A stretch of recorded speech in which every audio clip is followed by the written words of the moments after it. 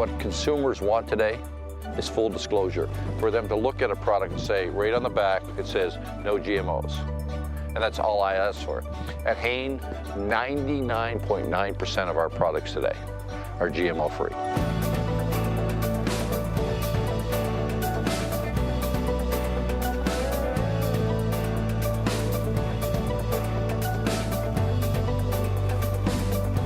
We know that the natural organic trend is here to stay. Where does Panera Bread's announcement yesterday of unacceptable ingredients list? But if that's the case, then what the heck's happening with Hain Celestial, natural and organic food maker behind Celestial Seasonings, Earth's Best, Terra Garden of Eden, Greek God's Yogurt, host of other brands? Hain is one of our longtime favorites here on Mad Money. Do you know the stock is up more than 500% since we first interviewed the CEO way back in September 2005 when we said this is the one? Look, over the last few weeks, it feels like Hain may have fallen out of favor in the Wall Street fashion show. Stock's down more than 10% since hitting its all-time high late March. Then this morning, Hain Celestial reported what appeared to be a pretty solid quarter. Inline earnings, higher than expected revenues, rose 18.9% year-over-year, despite the impact of a strong dollar on the company's sizable business overseas. The one real negative is that Hain's gross margin got squeezed. Some raw costs that have gone up. We're going to go all over that. Still, management raised their full-year forecast and raised the sales and earnings forecast. Stock got slammed, down $2.09 to 3.4%. The reason? I think actually a lot of it has to do with high expectations. We've all gotten so used to Hain Celestial being a serial outperformer. Someone delivers a good quarter that's not totally perfect, stock gets hit. However, Hain has been going up virtually in a straight line for years. And I think you need to look at this recent pullback as a chance to buy a high-quality stock at a nice discount. Don't take it from me. Let's check in with Irwin Simon. He's the founder, chairman, CEO of Hain Celestial. Hear more about the quarter where his company's headed. Mr. Simon, welcome back to Mad Money. Hey, Jim, how are you? Good to see you. All right, Irwin, you had a problem this quarter, and I want to summarize it as being, other than the dollar, almonds. If almonds had not gone up so quickly in price, wouldn't this have been a gross margin quarter that was pretty good? So first of all, we had a great quarter, almost 19% growth, not double-digit, high single-digit organic growth. You know, we grew across the country, and we spent more on advertising, so it affected our gross margin. We had some almonds, we had some organic coconut. But Hain's not about a quarter to quarter. Here's what we are. Listen, we are changing the way the world eats. I started this company 20 years ago. When you mention the word GMO, you mention organic, you know, no one understood it. You walk through a Walmart today, you walk through a Target, you walk through multiple other retailers. You know, there's close to 500 Whole Foods. So it's not quarter to quarter. You know, there's Easter, there's certain promotions. I thought we had a great quarter. No, look, I think in the transcript, if people would bother to read it, because they tend to make snap judgments, Kroger big now, you mentioned Target, Walmart. These are places where they don't really have any choice other than to go to you because you have so many units. Well, there's 93 million millennials out there. We both have daughters that are millennials, and we see what consumers are eating and how they're changing.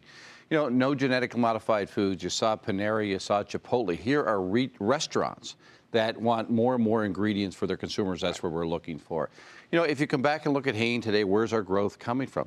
Yogurt is replacing cereal. You look at snacks, okay? It's replacing some of the big company snacks out there.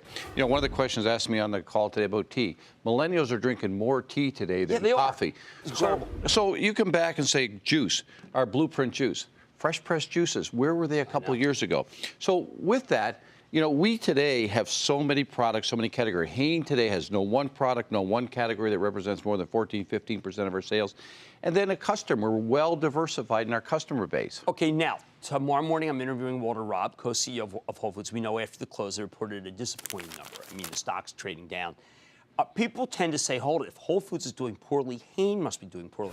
It actually may be somewhat the opposite. So listen, you know, because we think the world of Walter. I think the world of Walter, and I think the world of Whole Foods. And listen, Whole Foods has been out there in front, innovation, GMO foods, etc.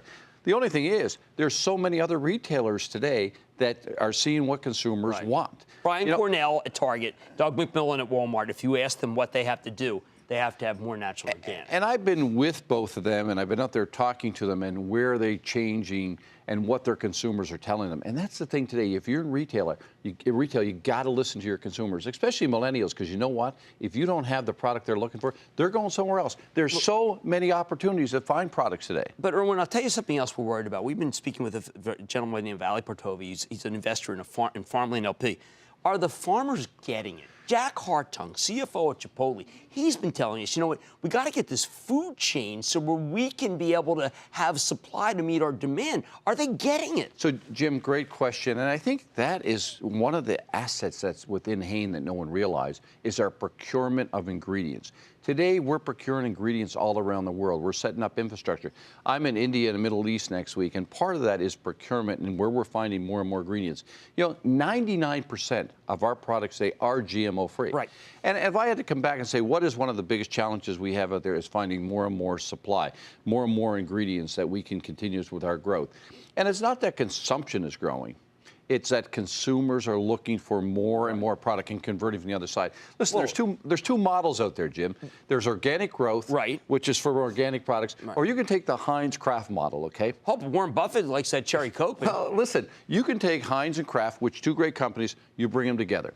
There's been no growth. You're going to get a lot of synergies.